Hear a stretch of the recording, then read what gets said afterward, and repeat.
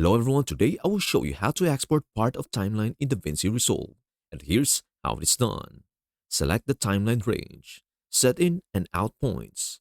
Move the playhead to where you want the export to start and press I on your keyboard to set the in point. Move the playhead to where you want the export to end and press O on your keyboard to set the out point. The section between these 2 points will be the part you export. Go to the Deliver page. Once you have set the in and out points, navigate to the Deliver page at the bottom of the screen.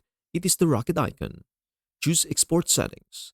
In the Render Settings panel on the left, choose your desired output, example, MP4, MOV, etc. under the Format dropdown. Set the location to choose where you want to save the exported file. Enable Render In and Out Range. In the Render Settings section, make sure you select Render In or Out Range. This ensures that only the section between your in and out points is exported. Start the export. Once everything is set, click on the Add to Render Queue button. In the Render Queue on the right, click the Start Render button to begin the export. And that is everything you need to know about how to export part of timeline in DaVinci Resolve. Before we end, may I humbly ask you a favor? Please do like, share, and subscribe to our channel. This means the world to us. Thank you so much for watching. We hope to see you in our next video.